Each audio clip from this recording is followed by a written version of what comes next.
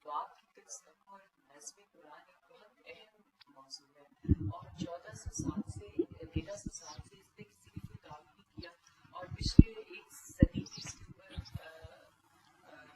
آپ نے جس طرح ذکر کیا کہ امام فرائی صاحب کے زمانے میں اس پہ کام شروع ہوا، تو یہ بڑی انمومن سی بات ہے جو کہ بڑی جلدی ذہن نہیں مانتا کہ ہمارے اتنے بزرگ گزر گئے اور انہوں نے اس پہ کوئی کام نہیں کیا، جبکہ یہ اتنی اہم چیز ہے، اس کی کیا وجہ ہے؟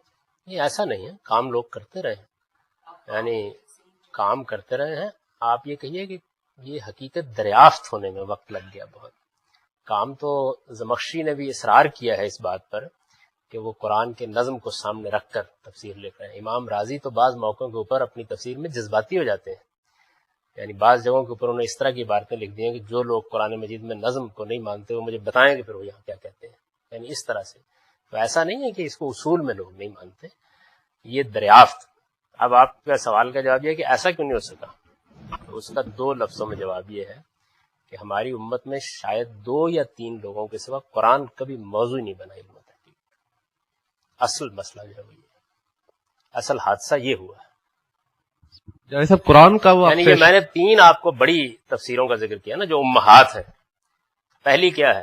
پہلی کہ مصنف کو اس سے کوئی دلچسپی نہیں ہے کہ وہ یہ جاننے کی کوشش کرے کہ صحیح بات کیا ہے. یعنی یہ کوئی عیب نہیں ہے، اس نے اپنا ایک دائرہ مقرر کر لیا. وہ دائرہ یہ ہے کہ جو لوگ کہہ رہے ہیں میں سب جمع کر دوں گا. اب آپ جانیں، آپ کا کام جانے. یعنی انہوں نے تو مواد جمع کر کے آپ کے سامنے رکھ دی ہے. اچھا، اس کے بعد آپ دیکھیے کہ جو بڑی شہرت جس کو حاصل ہوئی ہے ابن کثیر جو اس کے بعد ہے، تو وہ کچھ نہیں ہے مگر یہ کہ ابن جریر کا انہوں نے خلاصہ کر دیا.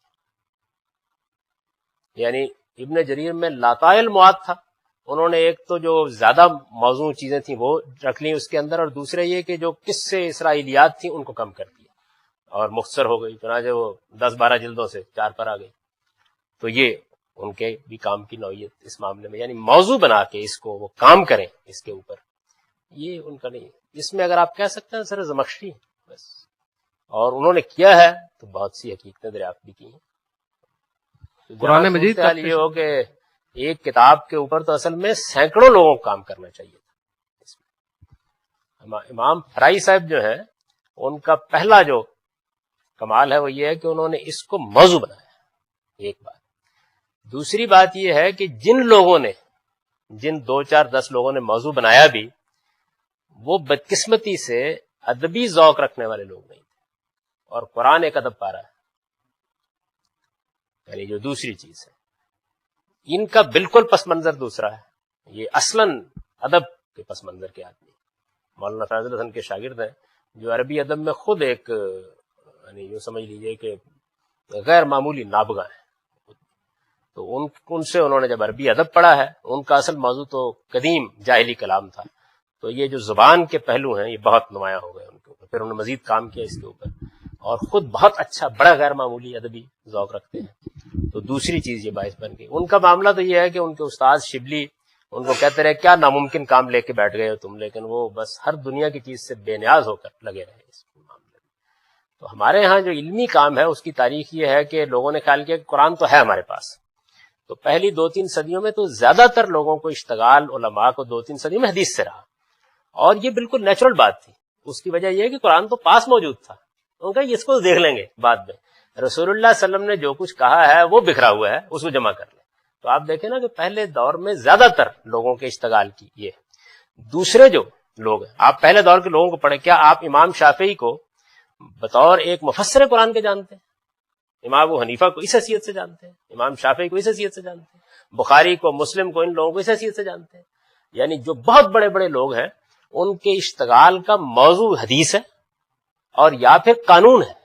اس لیے کہ ایک بہت بڑی سلطنت قائم ہو گئی، اتنی بڑی سلطنت قائم ہو گئی کہ انسانی تاریخ میں اتنی بڑی سلطنت قائم نہیں ہوئی تھی، اس کو چلانا تھا. تو دنیا کے اندر جس علم کی قدر و قیمت ہوتی ہے لوگ اس کی طرف لپکتے ہیں. حدیث کی قدر و قیمت کا عالم بھی یہ تھا کہ جو کوئی حدیث کو جمع کرنے والا آدمی ہوتا تھا لوگ اس کے پاؤں میں پلکیں بچھاتے تھے، کیونکہ جہاں اس طرح کا کوئی شخص آ جاتا تھا وہ کہتا میرے پاس رسول اللہ کی فلاں بات ہے. اب دیکھیے نا بڑی فطری چیز ہے. قرآن تو لوگوں نے بغل میں دبا ہوا تھا، موجود تھا ان کے پاس، انہوں نے کہا یہ تو ہے ہمارے پاس. تو جو لوگ حدیث کو تلاش کرنے کے لیے نکلے ان کو بڑی غیر معمولی اہمیت حاصل ہوئی. پھر اس کے بعد جن لوگوں نے قانون پر کام کیا، اس لیے کہ بڑی سلطنت تھی، تو آپ دیکھیں سارے بڑے بڑے لوگ جو ان کا اصل موضوع وہی ہے. تو ہماری پہلی 4-5 صدیاں جو ہیں ان میں لوگوں کا اصل اشتغال رہی رہا، اور بعد میں تو پھر آپ دیکھیے کہ چند لوگ ہیں کہ جن کو پھر کچھ علمی شعور یا ذوق کا معاملہ ہوا، پھر سلطنت بن گئی، تو پھر بابر بعیش پوش کے عالم دوبارہ نہیں، صورتحال بالکل تبدیل ہو گئی. تو اس لیے یہ اس طرح کا معاملہ نہیں ہے کہ بے شمار لوگ 14 صدیوں میں بیٹھ گئے اور بہت اہلیت رکھنے والے بیٹھ گئے اور پھر کچھ نہیں ہوا. یعنی ایسا نہیں، لوگوں کی توجہ کا موضوع ہی نہیں بنا.